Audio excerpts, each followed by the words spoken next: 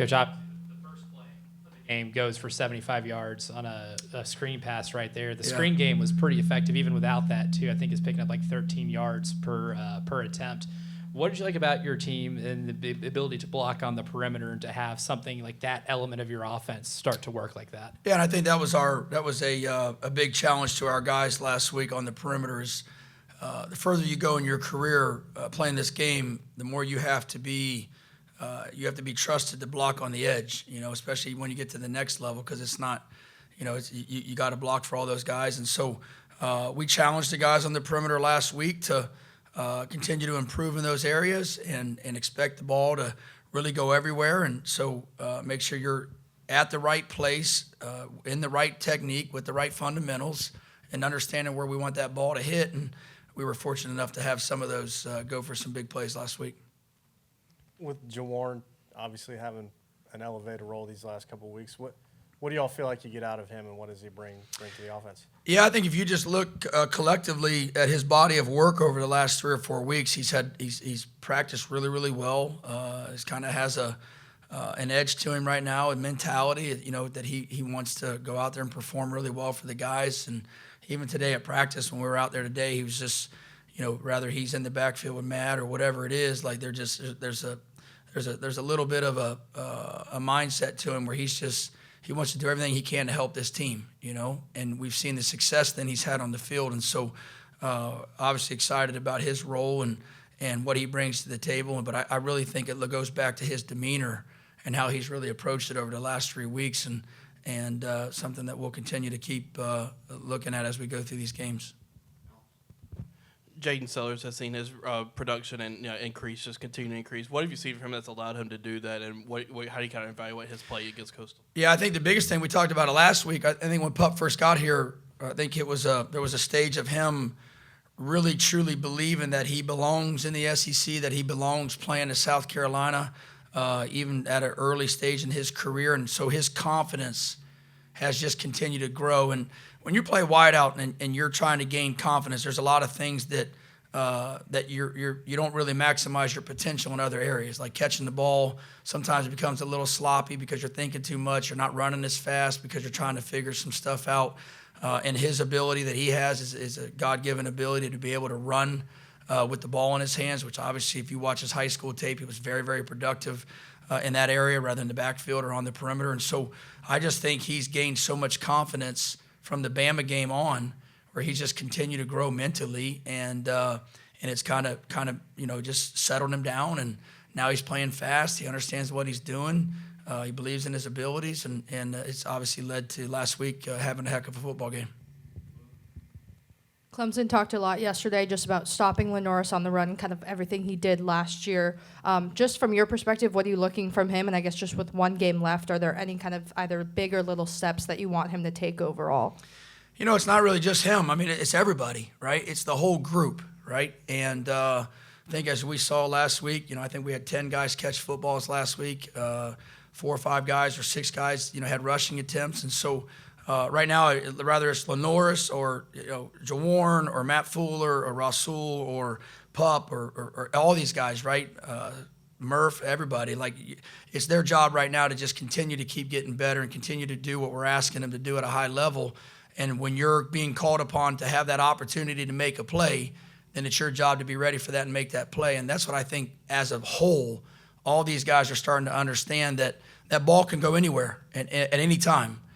Just because something's called and you might be the second or third option, that first option could be taken away, and all of a sudden now it's your turn. So I just think collectively 16 and all those other guys have just started to understand what we're asking them to do. And these guys are having fun doing it, and they're making plays when their opportunity presents itself.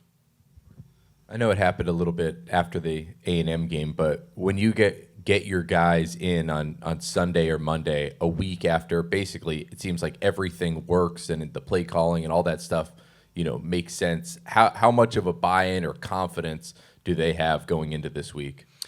Yeah, I think that's it really goes both sides. I think when you demand excellence out of these guys, from Sunday to Friday, right? And you're working them in practice, you're getting on them when you're correcting them when they're not doing something right. you're holding them accountable, you're finishing runs, or you're finishing fakes, or you're finishing with the ball in your hand. Like all those things, I think that we really have made a point over the last 2 weeks to continue to just keep finishing and practicing the way that we're asking you to practice, and then watch how that rolls into the game, right? And so whether it's run blocking or pass block, whatever it is, I think we've done a really good job as a staff collectively to make sure that these guys we haven't let up at all, right? And we've held them to that standard. And then I think what they've done now is, which has been really cool to watch, is they've taken that mentality, taken that standard, taken that accountability now amongst each other. Because see, when you do things right, when you have more people that are doing things right, the guys that aren't doing things right stand out more, right? Does that make sense? And so I think that's what we have just pushed the right people, the leaders, right, to get into those leadership roles, to practice with the purpose, to demand excellence, to get the huddle going, to break out of the huddle, to sprint onto the field. Like there's so many things that when you're doing those things right, it's hard for people that might want to take a play off to take a play off. And so I think I give credit to all those guys for buying into kind of that philosophy that we've had over the last couple of weeks, and it's fun to watch it develop on Saturdays.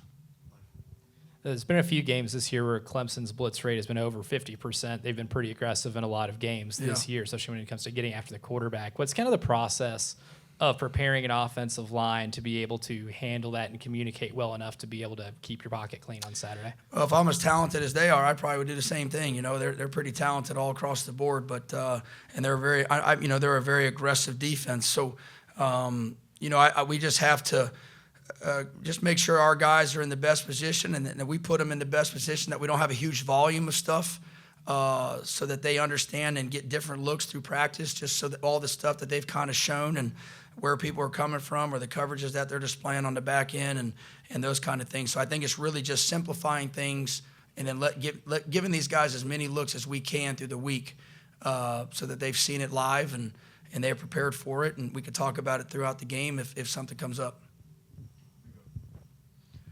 Lenore's kind of arguably has had two of his better games this season in the past couple weeks. Where do you see his confidence at heading into Clemson?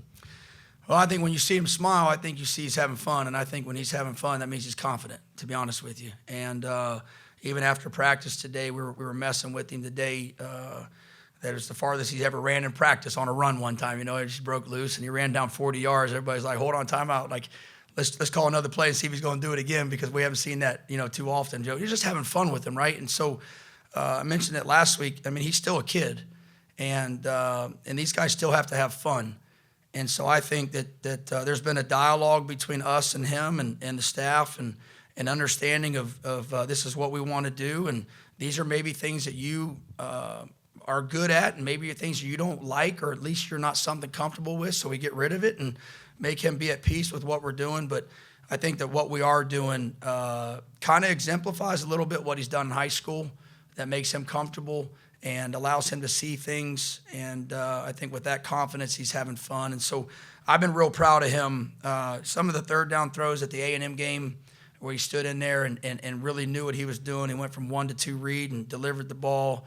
Last week, I think at one point in time, he was almost like 16 for 18 and passing. We were pretty hard on our room in the receiver room, so he ended up 16 for 18. I thought there was 2 touchdowns that we dropped too. So, but I think when you start seeing that and the success starts happening, right, again, it builds confidence. So really super proud of him, and him basically believing in what we're asking him to do and going to work on that. And obviously there was some growth with that, and it's good to see him have success. Mike, when you're coaching your receivers or now in charge of the whole offense, how much do you use your personal story? And, I mean, do you ever even show game film of yourself, in the NFL catching balls? No, I don't. When I got into this profession, the one thing I was going to never do is talk about my career and what I've done. I've been around a lot of rooms and sat in those chairs where retired players have come and tried to motivate you and speak and all those kind of deals. And I'm always sitting there like, one, if I need to be motivated by someone else's story, then I'm probably in the wrong business trying to, have a career. And the other thing too is we're all different, right? We're all on different journeys, and we all have different backgrounds and walks of life. And so I just think it's awesome to bring up other people and kind of relate guys' games to other guys that I've been around, or some of the guys that are in the league, or guys that I've scouted when I was in Chicago, and just kind of know their game from college. And so I think that's a great comparison to some of these guys. And it's not just game film too, right? It's watching practice film, how these guys practice, watching JJ. I know I've spent some time with these guys, watching Justin Jefferson and Jamar Chase and those guys, and watching how they block on the perimeter, and watching how they run routes, and how they do things without the ball and things like that. And so, but I don't, unless somebody asks me about my career, I'll never bring up my career, the things that I've done. And that was a pretty cool journey myself, but I don't bring those things up. You mentioned it last week that working on not necessarily trick plays, but different stuff brings camaraderie. And I think we've heard like Andy Reid and Patrick Mahomes talk about that. Yeah. How do you do that in practice? Like, do you let guys kind of formulate or draw out things during the week, and then is there a day you work on that, or how do you build that into the practice schedule? Yeah, I mean, we work on them. We put them in based upon normal downs, or normal D&D stuff, third down stuff, red zone stuff, and so just things that we see, see if they work, and we kind of have a little term, and I got it from Matt. I mean, Matt Nagy used to tell us all the time, like, let's put it in the incubator, and sometimes it's just barely in the incubator. Sometimes it's coming out of the incubator. Sometimes it stays in the incubator, and then once the guys are comfortable with it, and you can see that they have a lot of belief in it and having fun with it, then as we mentioned, you got to have the nerve to call those things at those times. And so, but we have some fun with all that stuff, and the guys have bought into some of those things, and been fortunate that some of those things have worked in the past couple games. Thank you. Hey, Coach, when Shane announces his new offensive coordinator, if it's not you, will you just simply just slide back into your full-time position with the wide receivers? Yeah, it's a great question. All I know right now is, to be honest with you, we talked about it last week.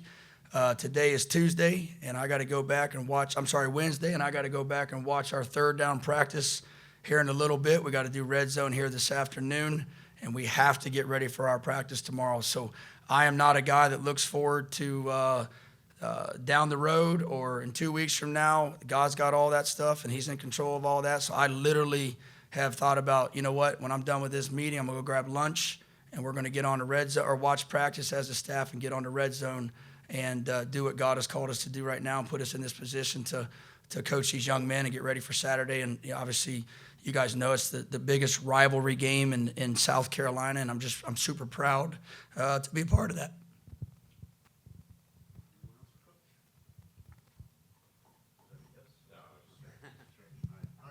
Appreciate it, guys.